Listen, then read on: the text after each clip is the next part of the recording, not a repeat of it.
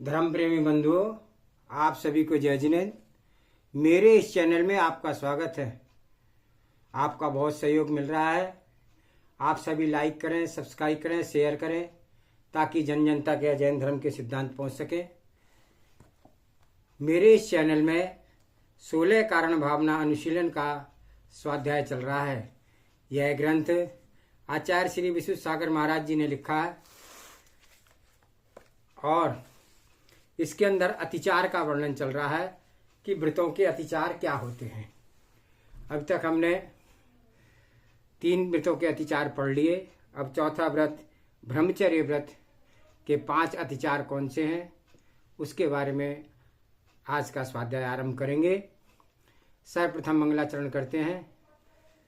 नरेंद्रम फणेन्द्रम सुरेंद्रम अधीशम शतेन्द्रम सुपूजे भजेनायशीशम मुनीन्द्रम गणेन्द्रम नमो जोड़ियातम नमो देवदेवम सदा पार्श्वनाथम नमो देवदेवम सदा पार्श्वनाथम नमो देवदेवम सदा पार्श्वनाथम।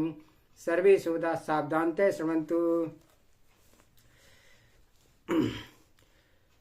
पर विवाह कर्णित्वारिका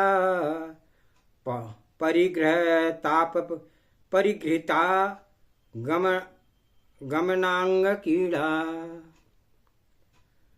कामिति ब्रभीनिवेशा। कह रहे हैं पर विवाह कन्या का ग्रहण करना विवाह है, किसी अन्य का विवाह पर विवाह है और उसका करना पर विवाह करना है। संयम मार्गी रूढ़ी नहीं, सत्य मार्ग है। संपूर्ण व्रतों का मूल अहिंसा धर्म है। अहिंसा के अभाव में कोई संयम नाम की वस्तु नहीं है। यहाँ अहिंसा है वहाँ ही धर्म है, जहाँ हिंसा है वहाँ अधर्म है। शील धर्म अहिंसा व्रत के लिए ही है। धन्य है वे जीव जो अहिंसा में अपना जीवन पूर्ण करते हैं।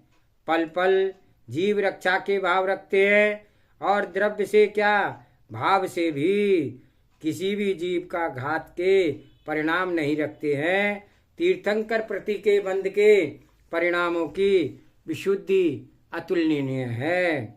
रजवीर के अंदर सम्मोक्षण पंचेंद्रिय जीव हैं। एक बार में मैथुन सेवन से 9 कोटि जीवों का घात होता है। जैसे तिल से भरे घड़े में गरम लोहा या का सरिया डाल दिया जाए और संपूर्ण तिल चट जल करके राख हो जाते हैं, वैसे ही स्त्री पुरुष के संयोग से योनि स्थान में एक एक घात पर कोटि कोटि जीवों का मरण को प्राप्त होते हैं। अहो वे जीव भी भावी भगवान हैं, उन्हें इंद्रिय भोगी कैसे नाश कर देते हैं। इंद्रिय विषय सेवन का राग भाव ही प्रथम स्व आत्महिंसा है। जहाँ राग और कषाय है वहाँ प्रमाद है, प्रमाद ही हिंसा है। जहाँ इंद्रिय विषय में संघात से हिंसा शरीर धातु के क्षरण में वीर के अंदर विराजे भावी भगवंतों का घात है। एक कामी पुरुष प्रतिक्षण हिंसा कर्म में रत रहता है। काम क्रीड़ा रत पुरुष के न द्रव्य हिंसा का पालन होता है ना ही भाव हिंसा का। कारण समझो, इन द्रव्य हिंसा तो प्रकट ही है वीर के जीवों का विघात। शरीर से शरीर के अंग अंग में सम्मूर्छन पंचेंद्रिय हैं। यद्यपि पुरुष के शरीर में भी है पर वो मल द्वारों पर हैं। न्यून वह है स्त्री की अपेक्षा। स्त्री के शरीर में प्रचुर मात्रा में जीव होते हैं। नारी शरीर के स्पर्श मात्र से जीवों का विघात होता है, फिर संयोग की तो बात ही क्या है। इसलिए स्पष्ट समझना, कुशील सेवी के द्रव्य हिंसा होती ही है, भाव की भी प्रचुरता होती है। जीव जब काम कीड़ा में पीड़ित होता है तब भाव संक्लेश होते हैं। कैसे काम कीड़ा को शांत करूं, नाना प्रकार के उपाय खोजता है। प्राप्त नहीं होने पर तीव्र वेदना से पीड़ित पुरुष काम के वेग में मृत्यु को भी प्राप्त हो जाता है। भोजन की रुचि समाप्त हो जाती है, मूर्छा को प्राप्त हो जाता है। आरंभ में ताप होने पर अतृप्ति भाव रहता है और अंत में संताप पश्चाताप मात्र रह जाता है। कामी के भाव की शुद्धि को पूर्ण अभाव रहता है, इसलिए भाव हिंसा निरंतर चलती रहती है। हिंसक जीव परम समरसी भावों को प्राप्त नहीं कर पाता। उभय अहिंसा की प्राप्ति हेतु मुमुक्ष जीव परम संवेग भाव से कामेंद्रिय भोगेंद्रियों को बस में करते हैं और स्व आत्महित में लीन रहते हैं। धन्य है वे जीव जिन्हें देख कामदेव नतमस्तक हो जाता है, जिन्हें स्व आत्म पुरुषार्थ में विषयों के सम्राट मोह को जीत लिया है। मोहि जयी सर्वजयी है। जब तक मोह पर विजय नहीं है तब तक सत्यार्थ तत्वबोध की प्राप्ति नहीं होता है। मेरे द्वारा कृतकार्यित अनुमोदना से किंचित भी प्राणी हिंसा ना हो जाए, ऐसा विवेक प्रतिक्षण जागृत रहता है। तत्व ज्ञानी जीव को तत्व का ज्ञान उद्देश्य ही यही है। अंधा पुरुष कूप में पतित हो तो समझ में आता है कि उसे दिखता नहीं है, और कोई आश्चर्य बात करने की बात नहीं है। आश्चर्य तो वहां होता है जहां नेत्र पूर्ण स्वस्थ हैं, हाथों में दीपक है, फिर भी गर्त में पतित हो रहा है। आश्चर्य अज्ञानी पुरुष के द्वारा अज्ञान वृत्ति का नहीं होता है। आश्चर्य उन वैराग्य विहीन विवेक विहीन ज्ञानियों पर होता है जो अनेक शास्त्रों को तो ज्ञाता है लेकिन संयम भाव आरूढ़ नहीं है। वह स्पष्ट रूप से समझना चाहिए कि ज्ञान का क्षयोपशम भिन्न है, चारित्र का क्षयोपशम भिन्न है, संयम साधना का पुण्य विशिष्ट है। बिना विशिष्ट पुण्य के निर्दोष चारित्र का पालन संभव नहीं। क्षीण पुण्य के जीव संयम के परिणाम ही नहीं बना पाता है। किंचित पुण्य हुआ परिणाम कर भी ले, कदाचित धारण कर लिया पर पालन नहीं कर पाता है। महाव्रतों से च्युत हो जाता है। श्रेष्ठ मार्ग पर चलने के लिए श्रेष्ठ पुण्य, श्रेष्ठ परिणाम, श्रेष्ठ संगति, श्रेष्ठ सत्य साहित्य वचन चाहिए। द्रव्य क्षेत्र काल भाव सभी की श्रेष्ठता के साथ ही मोक्ष मार्ग में उत्तीर्णता प्राप्त होती है। बिना योग्यता उपादान योग निमित्त के कार्य सिद्ध संभव नहीं जानो, इसे परम सत्य ही मानो। ब्रह्म धर्म की रक्षा, अहिंसा धर्म की रक्षा में लीन साधक उन निमित्तों से पूर्ण जागृति के साथ आत्मरक्षा करता है जिन निज निमित्तों से आत्मधर्म में विकल्प आए। चारित्र या यश में कलंक शब्द का प्रयोग होता है तो अहो क्या जैन शासन है। जागृति की व्याख्या करता हुआ सत्यार्थ साधक को क्षण मात्र में भी भ्रमित नहीं होने देता है, क्षण क्षण में संभालता है। अहो अहो अहो क्या है धर्मशील धर्म की महिमा। स्वर्ग के देव भी नमन करते हैं, नागहार हो जाते देखा है, अग्नि पानी होती देखी है, सूली सिंहासन हो गई, चीर बढ़ते देखा गया, समुद्र से पार होते देखे गए। ऐसे शील के दृढ़ चित्त को संभालो, कृतकारी अनुमोदना से दोष नहीं लगाना, ऐसे आदेश है जिननाथ का। जिननाथ प्राप्ति का उपाय सत्य शील आदि धर्म ही है। आगम वचन का ध्यान रखते हुए शील व्रतधारी को चाहिए कि वह अन्य किसी के विवाह में के निमित्त ना बने। विवाह की अनुमोदना से तात्पर्य समझो विषयों की अनुमोदना से है, नवकोटि जीवों की हिंसा की अनुमोदना है।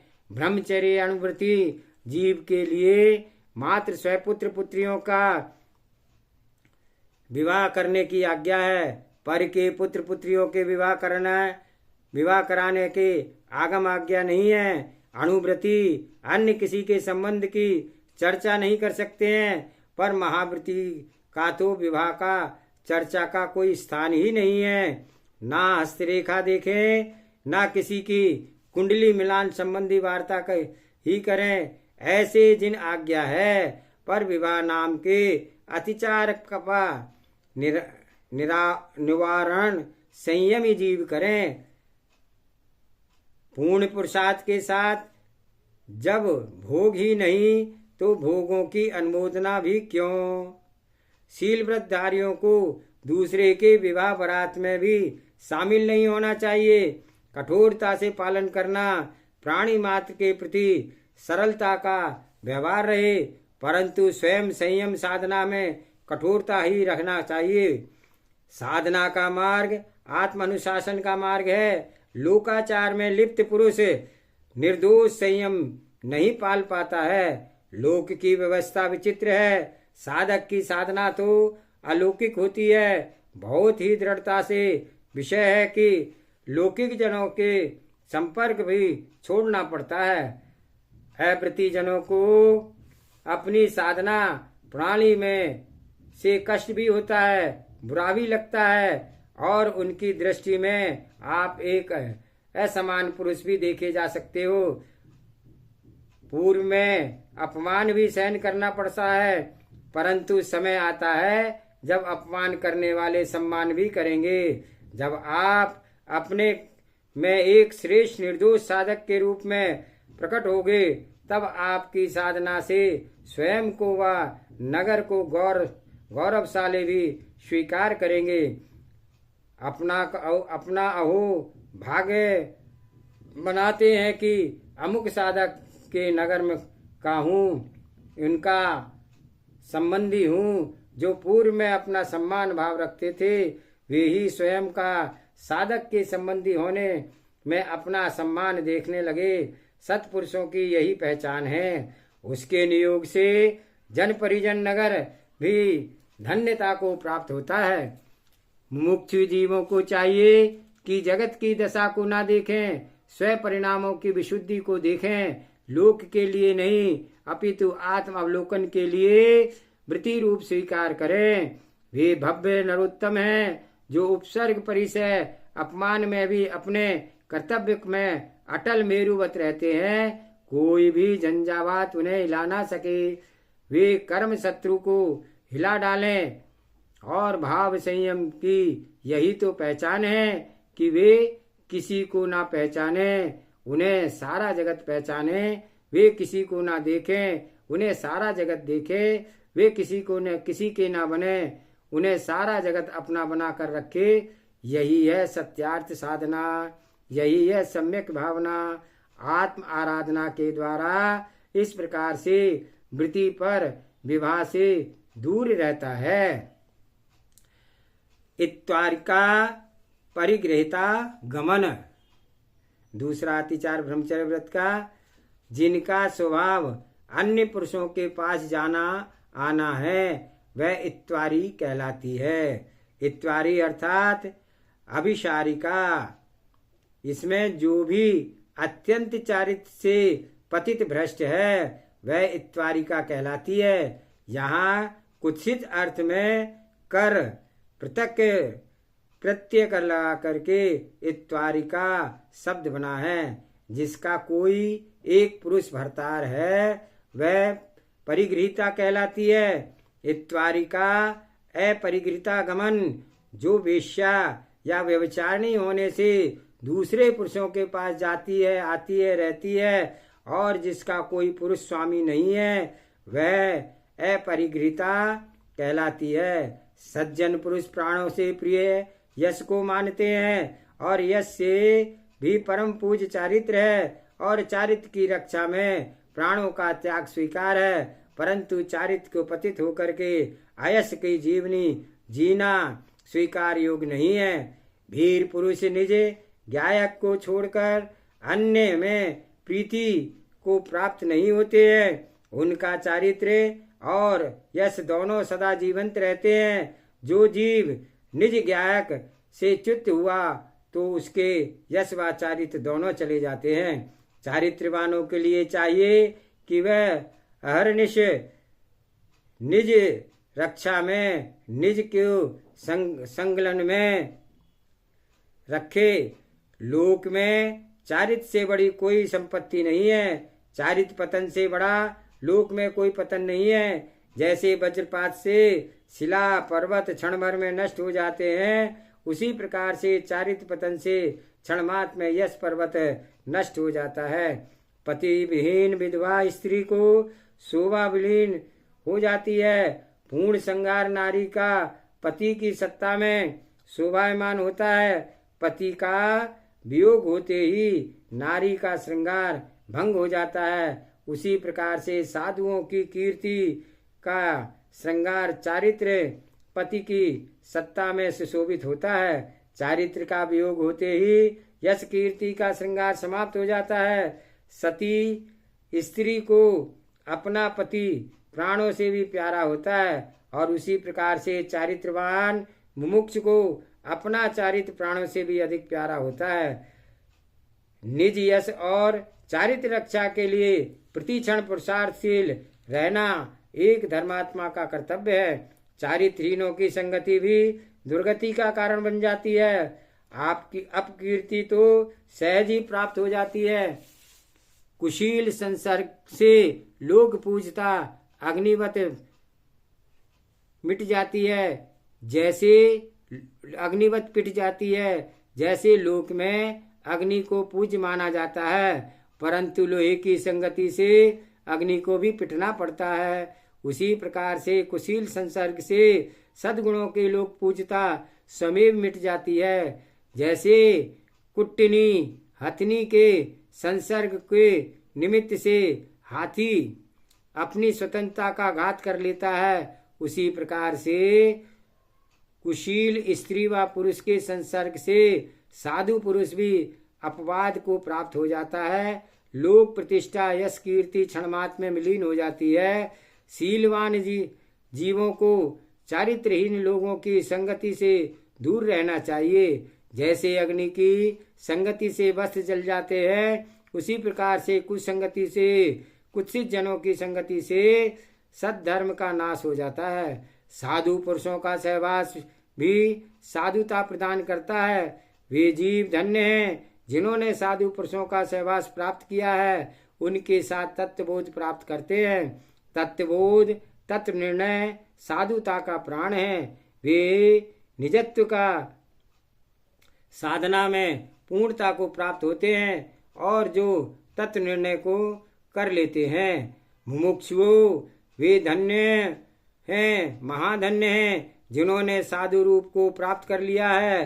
तत्व ज्ञानियों को चाहिए कि चारित्र विहीन लोगों से निज की पूर्ण रक्षा करें। ब्रह्मचारी को चाहिए कि बाजारू स्त्री व कुशील स्वभावी स्त्रियों से पूर्ण पृथक जीवन जिए। किसी भी प्रकार का व्यवहार उनके साथ ना करें, ना वार्ता, ना सहवास, ना किसी पदार्थ का लेन देन। लोकवाधित पुरुष व स्त्री का संसर्ग लोक अपवाद का कारण बन जाता है। कर्म कलंक का छूट जाना स्वाश्रित है, संभव है, परंतु लोक अपवाद का कलंक नहीं छूटता है। पर को पुनः सत्यता पर प्रतिष्पादित कर लेना दुर्लभ है। जो एक बार बाधित हो जाता है वह विषय बाधित ही कहलाता है। लोक दृष्टि से उतरे पुरुष को पुनः स्थापित होने में सदियां ही नहीं अनेक भव लग जाते हैं। स्वयं च्युत स्व के शीघ्र स्थापित करने होकर के स्व कल्याण कर लेता है, पर अन्य के अंदर पुनः ही वही विश्वास करा पाना कठिन है। सज्जन पुरुष लोगों को लोक में दूसरों के विवाहित स्त्री के पास भी गमनागमन नहीं करते हैं। क्योंकि उन्हें संयम व यश दोनों का प्रिय है। अपेक्षाकृत देखा जाए कि यश विशुद्धि के कारण बनता है, जबकि अयश संक्लेशता का कारण बनता है।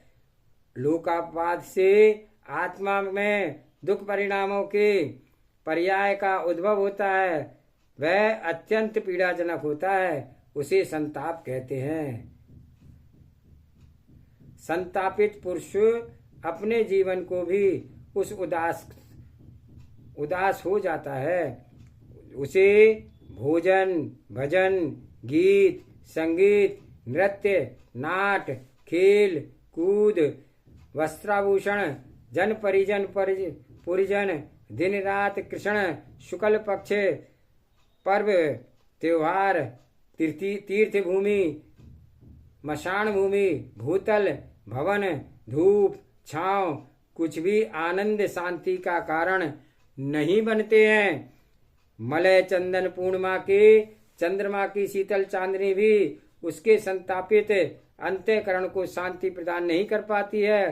प्रतिपल स्वकृत कर्म की चिंता में मग्न रहता है, कभी मरण का विचार करता है, कभी रोना चाहता है, कभी स्वयं को समझने बैठने जाता है और कभी स्वयं का दोष देता है, कभी पर को दोष देता है तो कभी कर्मोदय को दोष देने लगता है। श्वास प्रमाण काल भी संतापित हृदय को शांति नहीं मिलती है।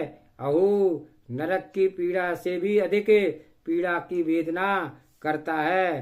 तात्पर्य समझना, नरक की पीड़ा देह जन प्रधान है और संतापित हृदय की पीड़ा अंतरंग पीड़ा है। ऐसे प्राणी के प्रति भी करुणा भाव रखना धर्मात्मा का कर्तव्य है। स्वयं से पीड़ित को पुनः पुनः उसी बात को दोहराना तो मरे को मारने से तुल्य है। जो लोक अपवाद को प्राप्त हो गया है, उससे बड़ा लोक कष्ट क्या बचा है। मत दुखाओ हृदय किसी का, कर्म ही कर्मों को देखने के लिए तैयार है, फिर आप व्यर्थ में कष्ट क्यों उठाते हो। कब किस जीव का कर्मोदय सामने आ जाए, यह मोक्ष ज्ञानियों के ज्ञान का प्रत्यक्ष विषय नहीं है। इस बात को तो प्रत्यक्ष ज्ञानी की प्रत्यक्ष रूप से जान सकते हैं। पर की वेदना का भी वेदन जीवों की सहानुभूति करना चाहिए, तब बोध होगा। अहो, संताप का क्लेश कितना प्रबल होता है। जैसे नरक का नारकी देह वेदना से एक क्षण मात्र भी शांति को प्राप्त नहीं करता है, उसी प्रकार से संतापित जीव एक क्षण मात्र भी मानसिक वेदना से अपने आप को रिक्त नहीं वेदता है, अर्थात क्षण मात्र भी उसे आत्म शांति का अनुभव नहीं करता है। प्रति क्षण क्षुभित रहता है। स्वयं के तज्जन्य विचार स्मृति में पुनः पुनः आकर के नवीन नवीन वेदना उत्पन्न करते हैं। स्वयं के हीन उसे अन्य कोई दृष्टिगोचर नहीं होता है। सभी के समान वह संतापित हृदय दीन वृत्ति को धारण कर लेता है और अपने आप को महान होने पर भी सामान्य रूप में देखता है। संतापित हृदय की वेदना को पूर्ण रूप से या तो वही जानता है जो अनुभव कर रहा है, या फिर प्रत्यक्ष ज्ञानी ही जानते हैं। अन्य कोई अल्प श्रुत धारक परोक्ष ज्ञानी तो नहीं जान सकता है। आज के स्वाध्याय में इतना ही। जावानी के ज्ञान से सूझे लोकालोक, सो वाणी मस्तक नमो सदा देत हूँ दो। हे जिनवाणी भारती तुहे जपो दिन रैन, जो तेरी शरणागे सो पावे सुख चैन। देव भजो अरिहंत को गुरु सेवा निर्गन, दया धर्म पालो सदा यही मोक्ष का पंथ। 9 बार नमोकार मंत्र।